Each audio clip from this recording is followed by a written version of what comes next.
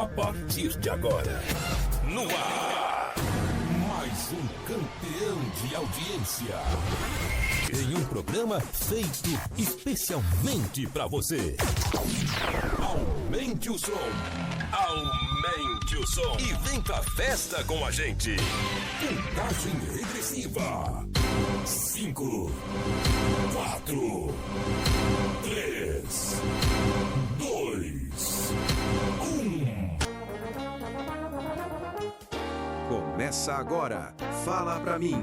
Rádio Cultura FM 107,5. Com Dr. Emerson.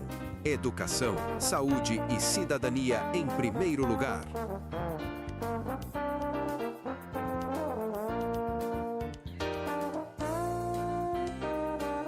O programa Fala Pra Mim é dedicado a todas as pessoas, preferencialmente aos pobres, e em todas as suas lutas, conquistas e direitos.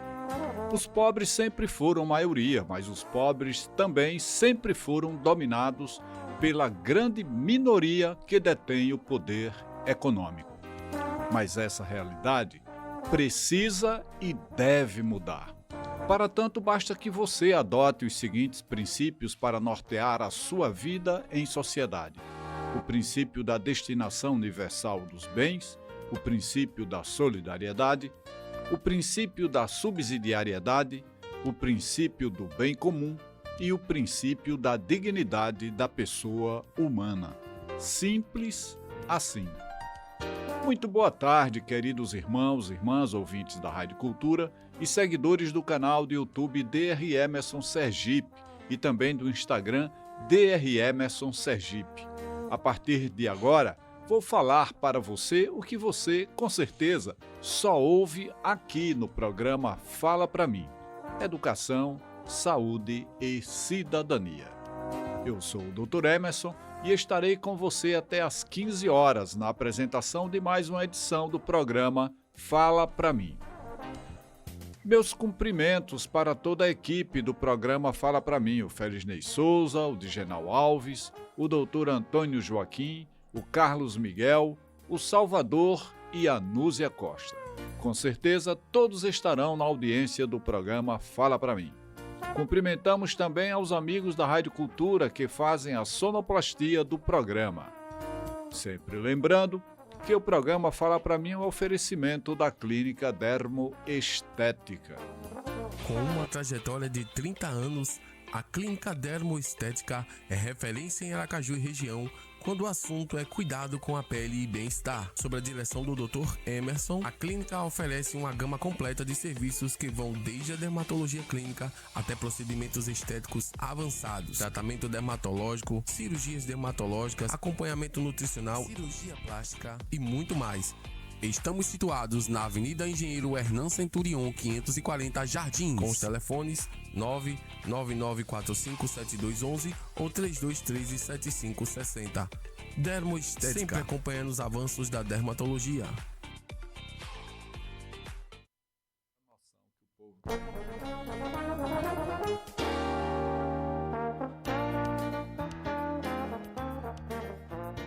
O programa Fala Pra Mim também é um oferecimento da Apis Tecnologia e Comunicação Condominial.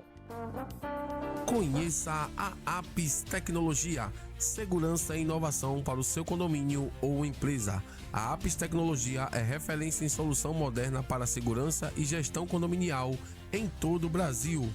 Uma empresa genuinamente sergipana com diversos serviços: portaria remota, monitoramento completo à distância, portaria smart, a evolução de uma portaria com sistema automatizado inteligente, controle de acesso, entrada e saída de moradores, visitantes e veículos com muito mais controle e interfone virtual. Com a Apis, a comunicação entre moradores, visitantes e a portaria acontece direto pelo celular.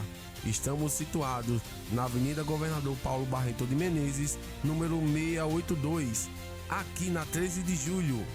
Apis, tecnologia e inovação na palma da sua mão.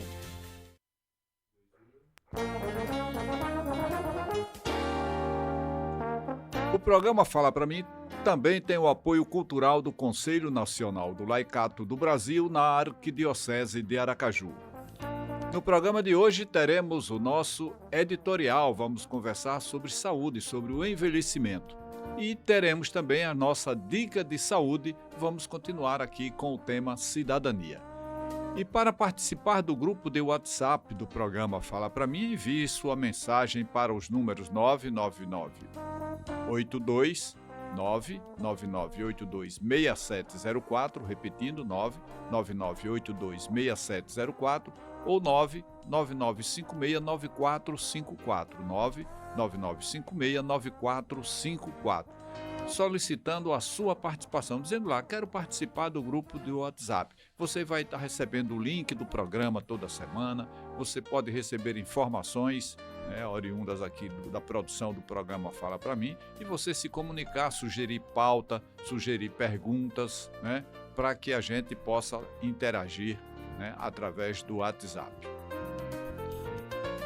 E também para fortalecer os nossos canais de YouTube e Instagram, Dr. Emerson Sergipe, peço que vocês se inscrevam em nosso canal. Vai lá no YouTube, se inscreve, vai lá no Instagram e passa a seguir o nosso canal, mesmo nome, Dr. Emerson Sergipe, Curtam, compartilhem, se inscrevam, e lembrando que o programa Fala Pra Mim e o podcast Fala Pra Mim ficam salvos no canal do YouTube, você pode rever, às vezes no horário do programa você não tem condição de assistir, não tem tempo, mas aí posteriormente você poderá ouvir, compartilhar, fazer edições daquilo que nós falamos aqui e fortalecer o nosso canal, dando sempre uma curtida e se inscrevendo no nosso canal, tá bom? A gente agradece muito. E lembro também que sempre os nossos, tanto o programa Fala Pra Mim quanto o podcast, ficam salvos lá no nosso canal do YouTube Dr. Emerson Sergipe. Mas a partir de agora, em nome de todos os ouvintes do programa Fala Pra Mim, teremos o nosso editorial. Fala Pra Mim. Fala Pra Mim. Editorial.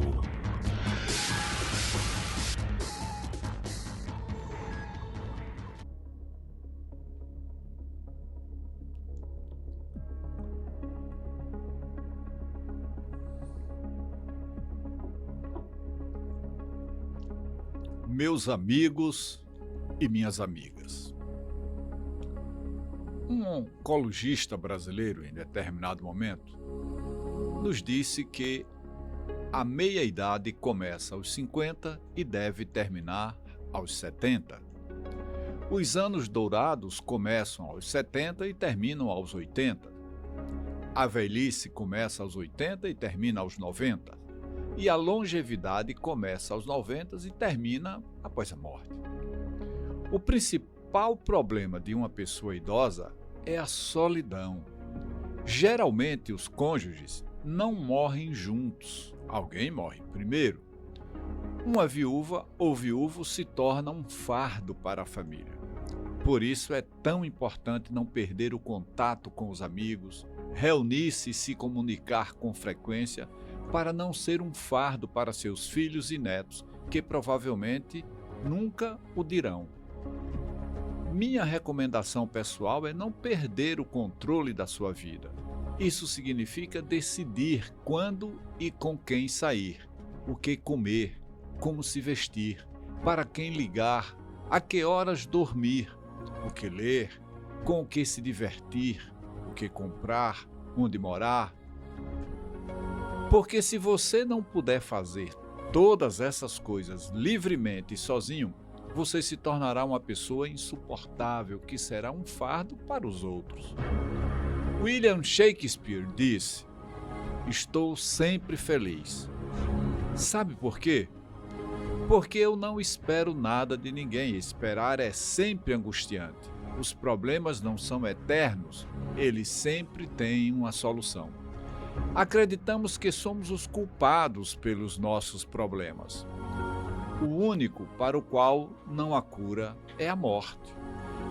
Antes de reagir, respire fundo. Antes de falar, ouça. Antes de criticar, olhe para si mesmo. Antes de escrever, pense com cuidado. Antes de atacar, renda-se. Antes de morrer, viva a vida mais bela que puder. O melhor relacionamento não é com a pessoa perfeita, mas com alguém que aprendeu e está aprendendo a viver da forma mais interessante e bela possível. Observe as deficiências dos outros, mas também admire e elogie suas virtudes. Se você quer ser feliz, precisa fazer outra pessoa feliz. Se você quer algo, precisa primeiro dar algo de si. Você precisa se cercar de pessoas boas, amigáveis e interessantes, e ser, claro, uma delas.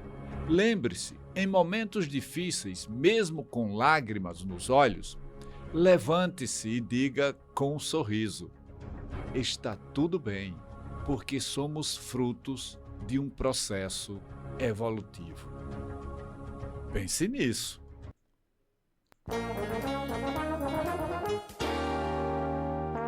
E a partir de agora, em nome dos amigos Batista lá no Siqueira Campos, do Jorge lá no Santa Lúcia, do Carlos Alberto e da sua esposa lá no Orlando Dantas, do Miguel no Cidade Nova, do Edson Leal e da sua mãe, Dona Luzia, lá no 18 do Forte, da Dona Marlene no Grajeru e sua irmã Vitória, lá em Maceió, do João Bosco Lima e da Cátia Machado no São José, em nome do Márcio Giovanni no Ponto Novo, da Valdileide, do Écio, que é aposentado do Banco do Brasil, da Jocilene, da Lúlia, da minha comadre Maria e do Gelson, lá no bairro Industrial.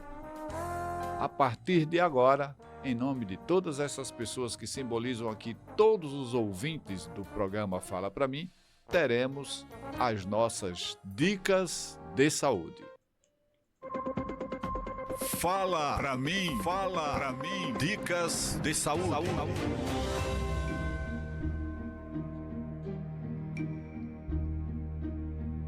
Tem circulado nas redes sociais um texto com o título A Medicina Bem Compreendida. Muitas doenças não são doenças, mas sim envelhecimento normal. O diretor de um hospital de Pequim deu estes conselhos aos idosos. Você não está doente, você está envelhecendo. Muitas condições que você considera doenças não são doenças, mas sim sinais de que o corpo está envelhecendo. Memória fraca nem sempre é Alzheimer, mas um mecanismo de autoproteção do cérebro idoso. Isso é, o cérebro envelhecendo, não a doença. Se você simplesmente esquece onde colocou as chaves, mas consegue encontrá-las sozinho, não é demência. Andar devagar e ter pernas e pés instáveis não é paralisia, mas degeneração muscular, enfraquecimento muscular. A solução não é tomar remédio, mas sim se mexer. A insônia não é uma doença, mas o cérebro se ajustando ao seu ritmo. É uma mudança na estrutura do sono. Não tome remédios para dormir indiscriminadamente.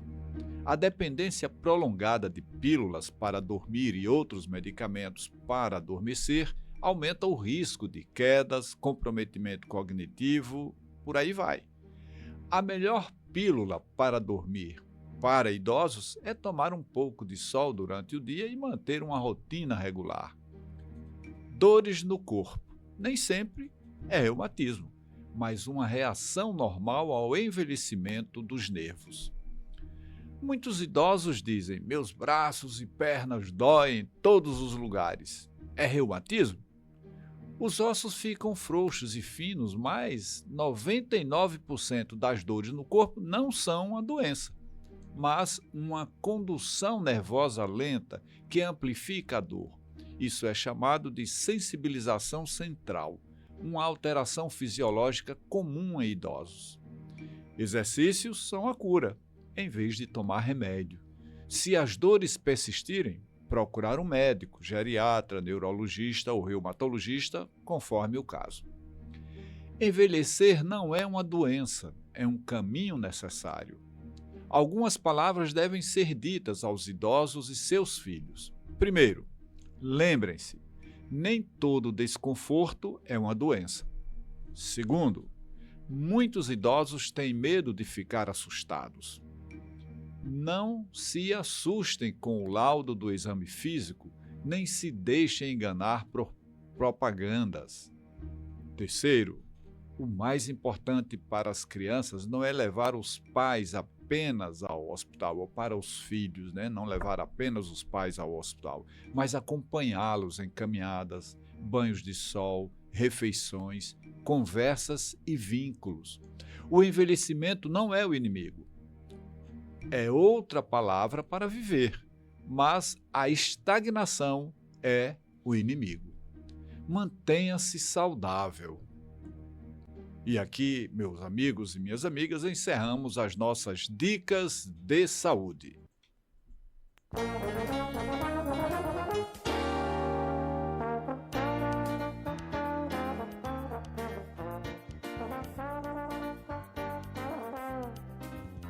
E a partir de agora, em nome do Padre Soares, da paróquia São Pedro Pescador, em nome do Padre Anderson Gomes, da Catedral, em nome do Padre Cristiano Silvestre, lá em Itabaiana, em nome da Irmã Moraes, em nome do Dom José Palmeira Lessa, do Dom Genivaldo e do Dom Josafá, teremos as nossas dicas de educação e cidadania.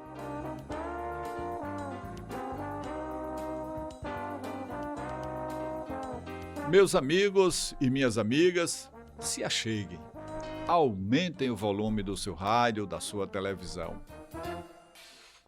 A partir de agora, nós teremos a nossa dica de cidadania.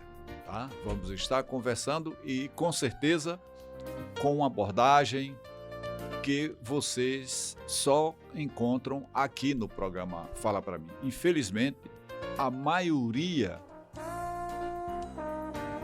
da imprensa brasileira, e olha, estou falando aqui de uma concessão pública, é algo, que é uma concessão pública, é algo que a população contribui com o pagamento dos seus impostos, das taxas, enfim. A concessão pública que deveria servir aquilo que interessa à maioria da população. Infelizmente, isso é apropriado e aliena o povo brasileiro com a informação que atende aos interesses de quem tem o controle desse sistema, E não é o povo que está no controle desse sistema, nem muito menos é o objetivo desse sistema, mas a sua alienação. Como acomodar uma maioria empobrecida numa relação social onde cada dia mais pessoas empobrecem e cada vez menos pessoas são verdadeiramente ricas. Essa semana eu vi um sociólogo falando que nós poderemos repetir aqui no Brasil o que acontece na Índia. Nós temos uma minoria cada vez menos, muito rica, e a grande maioria empobrecida, numa vida sem dignidade, sem, muitas vezes com moradia indigna, precarizada, com desemprego. Então é a maioria da população nessa condição. E às vezes a imprensa cumpre o papel de tentar acomodar a indignação dessas pessoas. Mas aqui no programa Fala Pra Mim, eu sempre digo, nós entendemos a destinação universal dos bens, Tudo bem que tem pessoas mais abastadas, mas não pode ser com essa diferença crescente e cada vez menos gente enriquecida, bem enriquecida, e a maioria empobrecendo. Então é preciso que a gente pense coletivamente, que a gente haja coletivamente, e é a partir das escolhas que as pessoas fazem que nós poderemos ter um destino onde a dignidade das pessoas está em primeiro plano, ou onde a opressão e o desejo de acumular passa a ser a regra que domina as pessoas. Então, aqui no programa Fala Pra Mim é diferente. A gente faz uma abordagem que aponta para a libertação. E hoje, no programa de hoje, nós vamos trazer aqui informações que rompem, inclusive, paradigmas, Por exemplo, você já ouviu falar em Maquiavel, que escreveu O Príncipe, Nicolau Maquiavel. E as pessoas dizem, você é maquiavélico, Quando eu pergunto para as pessoas, como é que você entende quem foi Maquiavel e o que é o maquiavelismo? É uma coisa ruim, é muito ruim. E vocês vão percebi aqui no programa de hoje que não é isso. E outra coisa, a maioria, a grande maioria, a quase totalidade das pessoas que pensam assim, nunca leram o livro O Príncipe, né? Para entender, nunca foram estudar para entender qual é o sentido que Maquiavel escreveu isso lá no século XVI, na Idade Média, né? É justamente os que detêm o poder da informação, os que detêm o poder econômico, que distorcem essa imagem e criam então o termo maquiavelismo. Você está sendo maquiavélico, como uma coisa pejorativa, uma coisa ruim. E nós vamos ver aqui que não. E por que é que fizeram isso? Porque justamente Maquiavel dizia ao contrário na defesa e no modelo de Estado que ele tinha na cabeça, e, no entanto, as pessoas distorcem dentro desse processo de dominação e de alienação das pessoas. Então, continue aqui no nosso programa que nós vamos estar conversando sobre tudo isso. Portanto, é que eu digo, meus amigos e minhas amigas, se acheguem, aumente o volume do seu rádio, da sua televisão. Porque nos últimos programas eu falei aqui para vocês sobre a invenção da política, sobre a justiça distributiva, sobre a contribuição das civilizações greco-romanas para o mundo de hoje. Quem quiser rever, vai lá, está salvo. Os 2 últimos programas nós falamos sobre isso. Então, na Dica de Cidadania, está lá mostrando todo esse processo. Quem quiser, é só ir ver, e quem já viu, pode rever. Então, vamos avançando no tempo aqui na nossa história, né? Vamos avançar sobre o nosso processo civilizatório. E para essa exposição de hoje, vamos nos basear em mais uma aula da professora Marilena Chauí, durante o curso Pensando a Política e a Democracia. Então, vou falar para vocês sobre a Idade Média, mais especificamente, mais precisamente, vou falar sobre Maquiavel. Ou seja, vamos ver a reinvenção da política. Vocês lembram? Quando nós falamos das civilizações greco-romanas, nós dizemos que inventaram a política. Inventaram, por que a gente usa esse termo, inventar a política? Porque a política não existia até então no processo civilizatório. Olha, isso gregos romanos é dos últimos 5.000 anos, né? Dos últimos 5.000 anos. Mas nós existimos há centenas de milhares de anos. Veja que 5.000 anos para cá é muito pouco tempo em relação a todo o processo civilizatório da humanidade, né? Mas foi há cerca de 5.000 anos que os gregos romanos deram essa contribuição. Como não existia política, não existia referência, não sabia o que era política, então o que eles criam na perspectiva da justiça, na perspectiva de um ideal de Estado, é então referenciado como invenção da política. E o que é que Maquiavel faz ao escrever tudo isso? A reinvenção da política. Porque ele desconstrói, ele diz, isso aqui eu não acredito que é dessa forma, então nós vamos estar discutindo isso aqui, essa reinvenção da política feita com Maquiavel. Porque com Maquiavel, lá no século XVI, nasce a ideia moderna da política, ou seja, nós vamos ver que ele vai afastar tanto a concepção greco-romana do vínculo entre poder e justiça, quanto o vínculo medieval entre poder e hierarquia. Ele vai afastar essas duas tradições, embora muito do que ele dirá é escolhido ou recolhido, é pensado, refletido e recolhido da tradição greco-romana. É criticando, é avaliando aquilo que os greco-romanos trouxeram de contribuição para a humanidade e dizendo, isso pode ser pensado de uma outra forma. E ele afasta, por exemplo, a teologia política, né, nesse seu conceito. Então, ao escrever a sua obra mais famosa, O Príncipe, Maquiavel introduz a ideia da república contra a ideia do império. Ele recusa a teologia política e recusa a tradição greco-romana da política. Então, de uma maneira breve, vamos assinalar aqui os principais pontos da reinvenção da política realizados pela obra maquiaveliana. Primeiro, importante entendermos isso e refletirmos para os dias de hoje, inclusive. Maquiavel não admite um fundamento exterior e anterior à política. Quais aqui que eram relatados lá dos greco-romanos? Deus, a natureza, a razão, ou seja, a ideia de que a política ou ela é instituída por Deus, ou ela vem de uma lei da natureza, ou ela vem do desenvolvimento da razão, De jeito nenhum. Na concepção de Maquiavel, isso não aconteceu. Toda cidade, diz ele, e agora muita atenção para o que vai nos dizer o Maquiavel em O Príncipe. Toda cidade, diz ele, no Príncipe, nasce, olha só, nasce de uma divisão originária entre dois desejos opostos. O desejo dos grandes de oprimir e comandar, e o desejo do povo de não ser oprimido nem comandado. Então veja que há um antagonismo, há um dualismo aí, né? Nós temos o desejo dos grandes, que é de oprimir e comandar. Maquiavel já dizia isso lá no século XVI. E o desejo do povo de não ser oprimido nem comandado. Essa divisão dos desejos evidencia que a cidade não é uma comunidade homogênea, nascida da vontade divina, nem nascida da ordem natural, nem nascida da razão humana.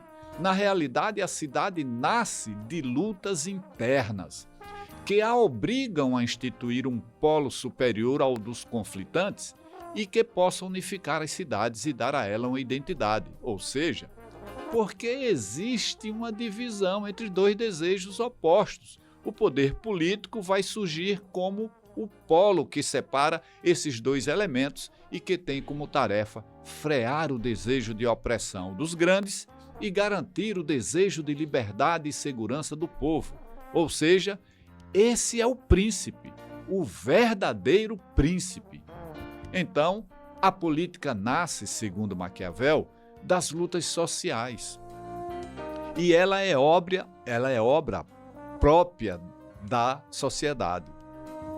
Nem de Deus, nem da natureza, nem da razão. É a sociedade dividida que procura dar a si mesma uma unidade e uma identidade. Segundo ponto de inovação maquiaveliana. Ele disse que se toda cidade nasce da divisão entre dois desejos opostos, é óbvio que ele não aceita a ideia da boa comunidade política constituída para o bem comum e a justiça. O ponto de partida da política é a grande divisão entre os grandes e o povo. A sociedade está originariamente dividida e jamais pode ser vista como uma comunidade indivisa, homogênea, voltada para o bem comum. Essa imagem da unidade e da indivisão, segundo Maquiavel, é uma máscara com a qual os grandes recobrem a realidade social para enganar, oprimir, enganar o povo, sim, isso mesmo, como se os interesses dos grandes e os dos populares fossem os mesmos e todos fossem irmãos e iguais a uma bela comunidade. De jeito nenhum. Então reflita, é isso que acontece em nossa sociedade. Qual é a expectativa de vida da maioria do povo brasileiro? É a sobrevivência com dignidade, é ter um lugar para morar, é ter um emprego para trabalhar, é ter uma renda fixa, é ter um local quando tiver um problema de saúde para ser atendido, é ter uma escola para colocar os filhos. Essa é a perspectiva. Mas para uma parcela muito pequena, hoje se calcula isso em menos de 1% da população, a perspectiva não é essa, a perspectiva é acumular, é ter mais, é ter mais, é ter mais. Né? Enquanto uns acumulam, a grande maioria vai se tornando cada vez mais empobrecida. Então é essa luta, por isso que Maquiavel não é aceito e inventaram aquela história, Maquiavel é um cara ruim, é isso. Não, porque ele questionava justamente isso. Ele dizia, as cidades surgem, elas nascem de um conflito social entre os grandes, os opressores e a população que não aceita ser comandada e ser oprimida e reage. Então é desse conflito que surgem as cidades. Né? As cidades comportam esse conflito intrinsecamente na sua constituição e no seu encaminhamento. Então é importante que a população entenda isso e busque definir o que interessa ao conjunto da sociedade, a maioria empobrecida da sociedade, e por que elas devem lutar, né? Que é muito interessante ver isso, porque às vezes no próprio parlamento, o parlamento não representa o povo, pelo contrário, é inimigo do povo, ele está ali a serviço, dominado e controlado justamente por esses que querem apenas acumular, tá? Então é importante ter esse entendimento. É por isso que eu digo que o programa Fala Pra Mim é libertador. Aqui a gente fala, dificilmente, poucos lugares você vai encontrar a imprensa com liberdade para estar falando, para estar discutindo essas coisas todas. Aqui no programa Fala Pra Mim, não se trata de alienar as pessoas, mas de libertar as pessoas a partir do momento que ela tem um entendimento real, não distorcido, não mentiroso, não alienante da sua realidade. Portanto, assim, em lugar de tomar como ponto de partida a ideia clássica da cidade como comunidade, Maquiavel parte da divisão social e, por isso, para ele, a política não é a realização da justiça, e sim o exercício do poder, em vista de tomar, frear e conter o desejo dos grandes e concretizar o desejo do povo. É ter liberdade e segurança. É esse que é o propósito da verdadeira política. Todo regime político, dizia Maquiavel, desculpem. Então, já dizia Maquiavel, com relação ao regime político, em que o poder de opressão dos grandes é maior do que o poder do príncipe e esmaga o povo. É um poder ilegítimo, portanto. Então, todo regime em que o poder de opressão dos grandes é maior do que o poder do príncipe e esmaga o povo é um poder ilegítimo, que isso fique bem gravado na cabeça das pessoas. Caso contrário, o poder é legítimo, ou seja, quando ele assegura o poder e a representatividade da maioria da população. A legitimidade e a ilegitimidade não dependem do modo como as lutas sociais encontram respostas políticas para garantir o único princípio que rege a política. Ou seja, o regime político pode ser uma democracia ou uma república, uma monarquia, uma aristocracia. Isto não é o que define a legitimidade de um regime. O que define a legitimidade de um regime é que ele seja uma república, ou seja, que ele não seja despotismo nem tirania. Só é legítimo o regime político no qual o poder não está a serviço dos desejos e interesses de um particular ou de um grupo de particulares. O verdadeiro príncipe é aquele que sabe tomar e conservar o poder, e para isso ele jamais deve se aliar aos grandes, porque os grandes são seus rivais e querem o poder para si. O príncipe deve aliar-se ao povo, que espera do governante a imposição de limites ao desejo de opressão e mando dos grandes. Hoje, no programa Fala Pra Mim, eu vou conversar sobre uma tentativa de mudança que estão fazendo aí no Banco Central, e essa mudança é o Senado de joelhos, o Congresso de joelhos, colocado a serviço de interesse dos grandes, dos poderosos, dos que detêm o poder econômico. Vocês vão entender esse processo. Está dentro disso que Maquiavel aqui chama a atenção, né? O desejo de opressão e mando dos grandes. A terceira novidade trazida por Maquiavel, que recusa, evidentemente, a figura do príncipe virtuoso, portador das virtudes cristãs e das virtudes morais. Sem dúvida, o príncipe precisa ter virtude. Mas a virtude é propriamente política, não é uma virtude moral. Ela se refere às qualidades do dirigente para tomar e manter o poder, mesmo que para isso deva usar, muitas vezes, até da força, da astúcia. A tradição afirmava que o governante devia ser amado e respeitado pelos governados. Maquiavel afirma que o príncipe não precisa ser amado, e sim que ele não pode ser odiado. Isso significa, em primeiro lugar, que ele precisa ser respeitado e temido, o que só é possível se ele não for odiado. Significa, em segundo lugar, que o príncipe não precisa ser amado porque isso faria um pai para a sociedade. Ora, nós sabemos, particularmente nesse tempo do patriarcado, que um pai conhece apenas um tipo de poder, o poder despótico, como a própria origem da palavra indica, né? Então, no período patriarcal, no ápice do período patriarcal, o pai podiam tudo. Os pais definiam até sobre a vida ou a morte para os seus filhos, né? A virtude seria um poder absoluto, vamos dizer assim, esse poder despótico. A virtude política do poder do príncipe aparecerá na qualidade das instituições.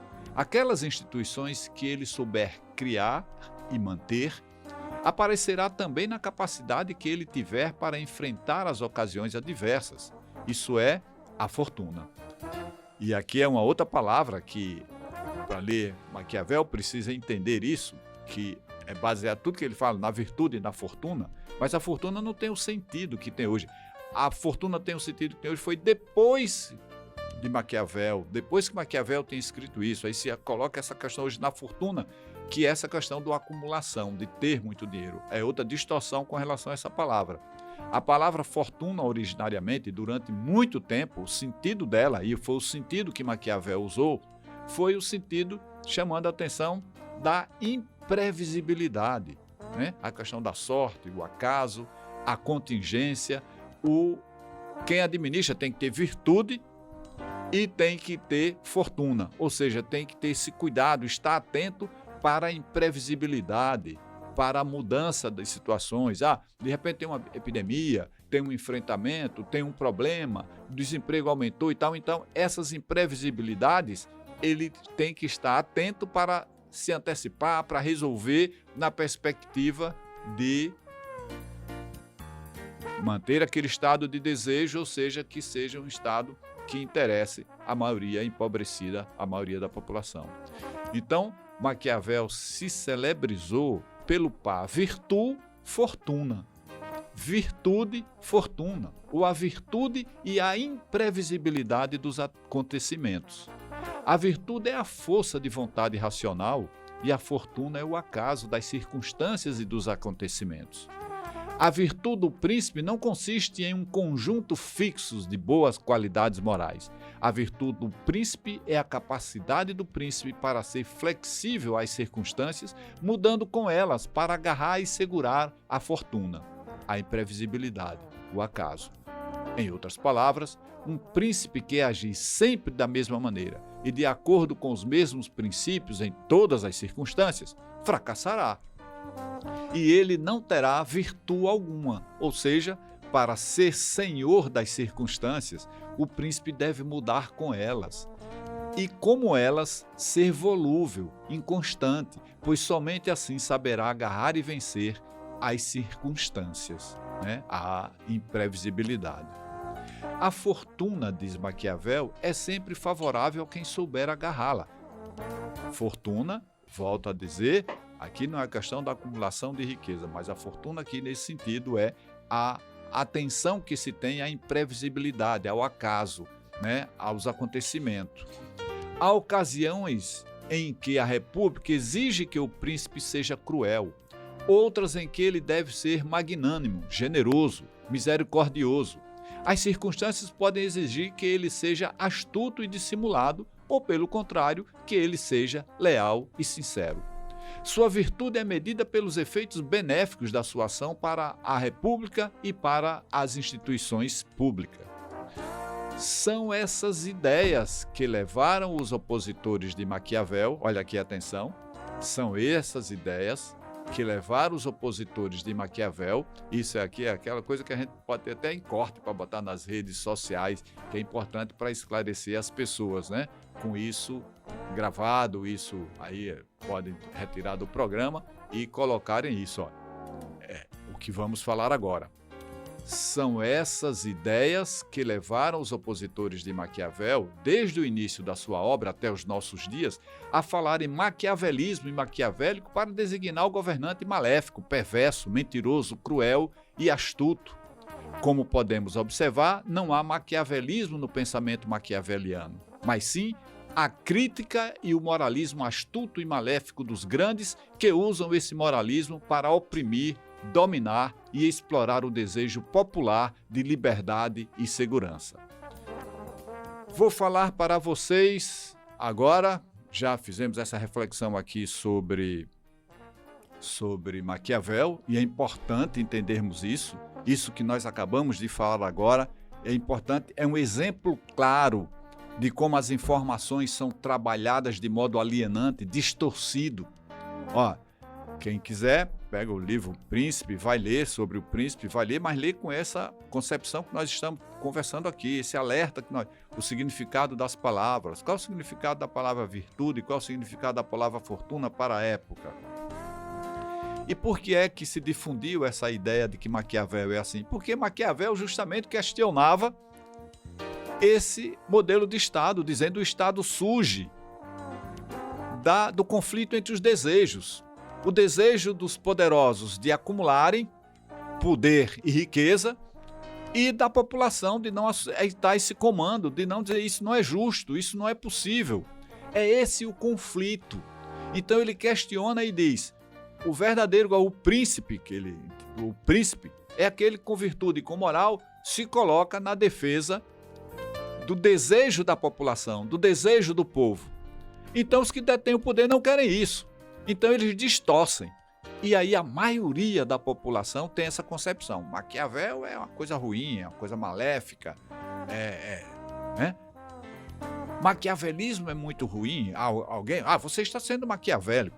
E as pessoas não leram Maquiavel, não conhecem o príncipe, não sabem a verdadeira história. A verdadeira história. E o conhecimento liberta. Né? O conhecimento é libertador. É importante entendermos. Como Maquiavel questionou o poder opressor, né? O poder baseado na exploração e na acumulação dos poderosos na época, lá na Idade Média. E ele diz, o poder tem que ser exercido. Aí ele propõe o príncipe, na concepção dele, é aquele que vai estar, né, cuidando e nessa luta, inclusive, estando atento a todos os improvisos, ao acaso, aos acontecimentos, mas sempre se posicionando no sentido de produção, de defesa do povo, da população contra esse cenário. Então, os poderosos da época começaram a difundir a ideia, sabendo ele, naquela época ainda era pior, porque a maioria da população era analfabeta, né? Então ele difunde essa tese e é o que as pessoas falam, incorporam culturalmente de Maquiavel, sem terem lido, sem conhecerem a realidade. É uma forma clara de alienação, de distorção, é um grande fake, né, que lá desde a Idade Média, que se produz para que as pessoas tenham essa compreensão distorcida. E agora eu vou falar de um exemplo prático, trazer para os dias atuais, né, para o que está acontecendo agora, para mostrar como esses que detêm o poder econômico lutam. E existe uma porção de inverdades, de mentiras, de coisas que são omitidas ou são distorcidas, mentirosas, contadas à população. Então eu vou falar para vocês sobre um tema que foi abordado ao longo dessa semana no site da Auditoria Cidadã da Dívida Pública. Mais precisamente sobre a fala da professora e tributarista Maria Lúcia Fatorelli. Uma proposta de alteração da Constituição Federal, a PEC 65 de 2023, é um projeto de emenda constitucional, está tramitando no Senado Federal. Pois bem, esta PEC representa nada mais do que um cenário de oportunismo inaceitável. E nós que fazemos o Fala Pra Mim, queremos alertar a todos vocês. A grande mídia esconde essas notícias, essas informações de vocês. Mas vamos lá, né? Aqui o programa Fala Pra Mim é uma trincheira de resistência. Justo nesse momento em que o povo brasileiro é vítima do escândalo do Banco Master, um verdadeiro festival de corrupção envolvendo todos os poderes em um roubo de cerca de 50 bilhões de reais. Como é que o Banco Central, que já é independente desde a Lei Complementar 109 de 2021, lá no governo Bolsonaro, como é que esse Banco Central independente não viu isso? O papel do banco é o papel de fiscalização, é o controle do modelo, do controle monetário, o controle sobre as finanças, né, o controle financeiro, o controle monetário e fiscalização de todo o sistema bancário.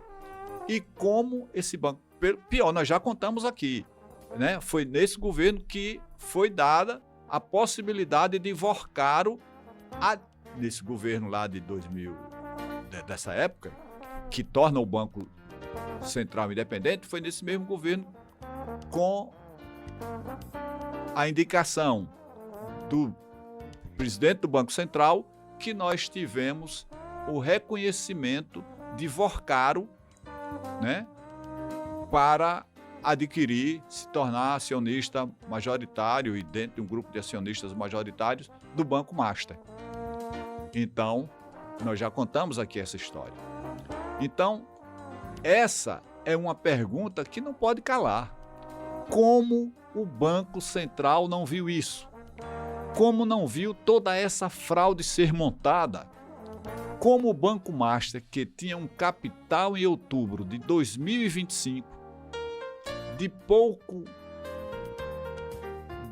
mais de 1 bilhão, pode ter gerado operações que provocaram um rombo no Fundo Garantidor de Crédito de mais de 50 bilhões até agora. Veja, uma empresa que tem um capital de determinado valor e, de repente, produz um rombo de mais de 50 bilhões. Olha lá, tem 1 bilhão de capital, mas o rombo que ela produziu é de 50 bilhões. E esse Banco Central não viu? E o Banco Central só decretou a liquidação extrajudicial agora, nesse governo, no governo Lula, em novembro de 2025, depois que o mundo inteiro já sabia das fraudes. Isso tudo faz refletir sobre a reversão da independência concedida. Independência para quê? Para agir seletivamente, fechando os olhos para absurdos como esse? Mas o Senado, que ao longo da sua história tem demonstrado que sempre foi controlado e esteve a serviço dos grandes bancos, ao invés de sinalizar para a reversão da independência do Banco Central, tem sinalizado justo ao contrário. Ou seja, está fazendo um movimento no sentido inverso. A PEC 65 quer transformar o Banco Central em empresa. Como que uma empresa vai cuidar da moeda do país, dos juros, de toda a política monetária, das nossas reservas internacionais, das operações de câmbio e da fiscalização de todo o sistema financeiro?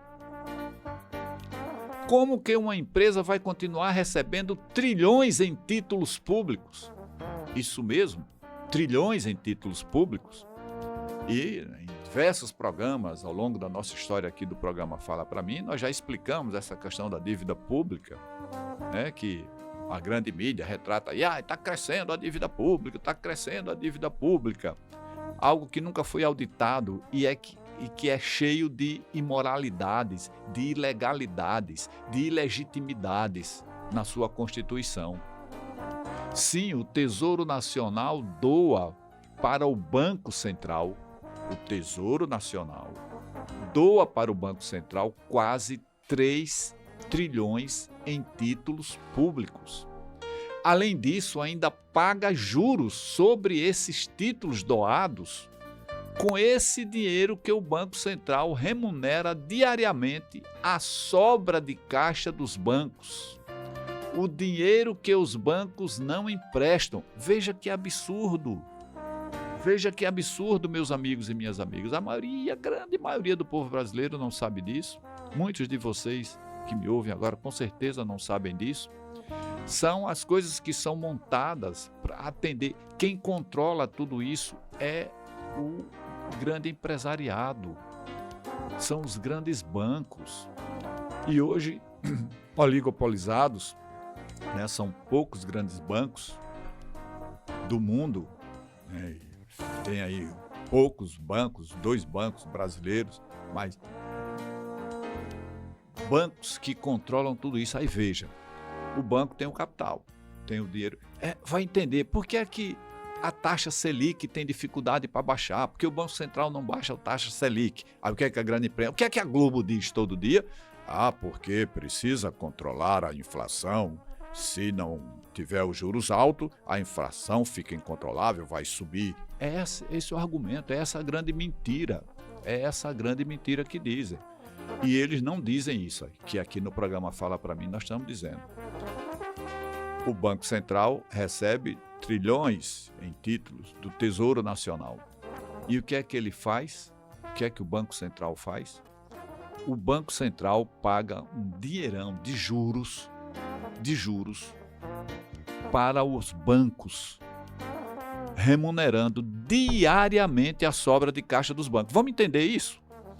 Os bancos têm um movimento durante o dia. Os bancos começam o dia, tem um capital lá, que ele vai usar para movimentar naquele dia. Quando termina o expediente, o banco vai fechar, aquele dinheiro vai ficar no banco e no outro dia o banco vai abrir. Sabe, aí os bancos é quem controla, é quem tem o poder, é quem manda efetivamente. Essa história de que o poder é do povo, né? Em tese, ele seria do povo, mas precisa o povo entender esse processo e se impor e dizer e lutar para que o poder seja dele, porque na realidade não é. Estamos dando exemplo aqui. Sabe o que é que os deputados e senadores aprovaram? Porque eles são controlados por esses grandes bancos, por esses bilionários. E disseram, peraí, vamos arrumar um jeito da gente ganhar mais dinheiro, que a usura, a ganância é enorme. Então esse dinheiro, preste bem atenção, o banco, o Tesouro dá os títulos da dívida, dá os títulos para os bancos. Isso vai se transformar em dinheiro e os bancos lá têm um dinheiro pela manhã, vai fazer as transações, emprestar para o povo, os juros altos, tal, aquela coisa toda. E no final do dia, o que ele não emprestou, o dinheiro que ele começa o dia e no final, isso aqui é a sobra de caixa dos bancos, o dinheiro que restou, coitadinhos, eles são tão necessitados, aí eles entraram num conluio aí com o parlamento, com o poder legislativo, fizeram uma lei que disseram que esse dinheiro, os bancos têm que ser remunerados, rende juros de noite, para esse dinheiro ficar lá, no outro dia de manhã eles já vão receber um dinheirão de juros pago com esse dinheiro que migra do Tesouro para o Banco Central e do Central vai para os bancos e vai para o bolso dos banqueiros. Além de gerar um aumento da dívida pública, porque tudo isso é título público, então ele se transforma em dívida pública. Então o povo vai pagar a conta e o dinheiro vai para onde? No bolso dos banqueiros. No bolso dos banqueiros. É assim que a roda gira. Nesse modelo que a gente precisa entender, compreender isso. Você acha isso correto? Você acha isso justo com você que paga tanto tributo e esse dinheiro vai parar no bolso dos banqueiros, além de tudo que eles já ganham? Aí você vai entender porque aí como é que esse dinheiro é remunerado? Quanto é de juros que os banqueiros recebem? Geralmente é a taxa Selic. Então eles vão querer que a taxa Selic baixe? Não vai. E outra coisa, eles vão segurar até o dinheiro que teria que fazer a economia girar, emprestando o dinheiro ao longo do dia, mas ele já tem garantido que vai ter a taxa Selic, que está em torno aí de 15%, ele vai ter isso aí garantido já. Então ele vai emprestar dinheiro, tem interesse em emprestar dinheiro a 5%, a 8%, a 10%, a 12% pelo dia? Não vai. Se ele deixar, no final do dia já está garantido. E isso não tem como burlar, não tem como ficar sem pagar, ele não tem como tomar um devo num empréstimo. O governo paga religiosamente, o Banco Central, melhor dizendo, paga religiosamente todos os dias a remuneração dessa sobra de caixa. Isso é preciso que a população entenda. Você, quando vai conversar as coisas, todo mundo vai conversa as coisas, tá? E toma sempre um lado, governo tal, governo qual. E essa história funciona controlando, amordaçando todos os governos. E a grande mídia é conivente com tudo isso. Então, o Banco Central vai lá e remunera diariamente com juros Selic, ou até mais. Isso é o que a Auditoria Cidadã da Dívida, que chama de a Bolsa Banqueiro, né? É uma dificuldade tão grande. Quando se cria uma bolsa aqui no Brasil, aí reclamam, isso é assistencialismo, isso ninguém consegue mais arrumar um empregado, porque é tanta bolsa e tanta coisa, mas muito maior o valor é essa Bolsa Banqueiro, que a imprensa não comenta, o povo não sabe e ninguém fica indignado com isso. Então, uma empresa vai continuar recebendo esses trilhões de títulos e bilhões de juros, então querem agora, já fizeram a independência do banco, que é um absurdo, teria que revogar essa independência, o banco ser controlado pelo governo, porque aí para pensar no povo, não, é controlado o Banco Central é controlado hoje pelos banqueiros. Então, eles estão achando pouco, estão dizendo, não queremos só a independência, não. Vamos criar agora uma empresa. E, então, uma empresa vai continuar recebendo esses trilhões de títulos e bilhões de juros para remunerar bancos. E mais, quando o Banco Central apura prejuízo, o que ele faz com esse prejuízo? Olha, deu um prejuízo lá. Manda esse prejuízo para o Tesouro Nacional. Para quem? Para o povo pagar. E o Tesouro Nacional cobre esses prejuízos fazendo, sabe o quê? Gerando mais dívida pública. Gerando mais dívida pública. Essa dívida pública gigante, por conta de cobertura de prejuízo do Banco Central, por conta de pagamento de juros abusivos ao sistema da dívida, um sistema nunca auditado, por conta de mecanismo de bolsa banqueiro, prejuízos de swap, escandaloso, sigiloso, tudo isso operado pelo Banco Central. A dívida gigante passa a justificar teto, arcabouço fiscal, que atinge apenas, sabe quem? Os gastos com a estrutura do Estado e os investimentos sociais. Então, gasto tem que arcabouço fiscal para gastar com o governo, para gastar saúde, educação, moradia, segurança, proteção do meio ambiente. Então, tudo isso tem que estar sob controle, tem que ter um teto. E isso vai limitando o que? Os investimentos sociais. E isso tem teto. Agora, o gasto delinquente com juros fica fora de qualquer controle, de qualquer teto. Isso não tem limite. Ao transformar o Banco Central em uma empresa, toda essa situação absurda que tem que ser revista, o caso Master escancarou a necessidade de rever essa situação. Se essa PEC 65 passar, essa situação vai ser sacramentada. O Banco Central, os seus diretores, ficarão blindados. Já houve até um momento aqui na história do Banco Central que o Banco Central não queria assinar uma medida lá, um absurdo, que ia liberar uma quantia enorme de dinheiro para setores privilegiados, e o presidente disse, eu não assino. Aí foi nas carreiras, o Congresso aprovou uma lei dizendo que presidente do Banco Central não pode ser preso por alguma medida que ele tenha tomado, mesmo, né, se houver um equívoco, se houver alguma coisa, ele não pode ser preso por conta disso. Então, só assim é que o presidente foi assinar, porque era algo que favorecia enormemente, criava privilégio para alguns setores da sociedade. Então, é aquela história que Maquiavel já combatia, né? O estado de privilégios de alguns, né? Um privilégio que é privatizado, é para poucas pessoas. Por isso, meus amigos e minhas amigas, a Auditoria Cidadã da Dívida Pública preparou uma carta que resume tudo que foi dito aqui nesse vídeo. Nisso, tudo que nós estamos falando aqui para você. Então, você vai lá, clica e pode pegar essa carta, ou pelo menos, se você não quiser ter o texto, mas você discutir esse assunto, discutir isso no seu ambiente familiar, no seu ambiente de trabalho, no seu ambiente de convívio social, de amizades. Então, discutir essas coisas, porque a população brasileira precisa se apropriar disso e ter ideia do malefício que é a transformação do Banco Central em empresa regida pelo direito privado. Isso chega a ser um deboche para a população brasileira. Não podemos aceitar isso. Então, é importante que cada um de nós faça a sua parte, entenda desse processo, converse em casa, converse no trabalho, nas rodas de conversa, com amigos e amigas. Fique atento como vai votar o senador do seu estado nessa PEC. E aqui eu vou alertar. E já adianto aqui no programa Fala Pra Mim, vai ter senador de Sergipe que vai votar a favor dessa PEC. Essa PEC que é absurda contra a população, é mais um golpe contra a população brasileira, e vai ter senador de Sergipe que vai votar a favor. Por quê? Aí a pergunta que fica, representa o povo ou representa o alto empresariado? Vai votar por não poder votar contra? É só analisar o perfil dos votos dos senadores sergipanos. Nós precisamos entender quais parlamentares são inimigos do povo. Nós somos a grande maioria, só não podemos continuar votando nos inimigos do povo. Certo? Feito esse alerta, encerramos aqui mais um programa Fala Pra Mim. Agradecemos a audiência de todos vocês e fica o convite aqui para que na próxima semana estejamos todos juntos aqui a partir das 14 horas, em mais um programa Fala Pra Mim. E na segunda-feira, a partir das 19h30, teremos mais um podcast Fala Pra Mim. Fiquem em paz, fiquem com Deus.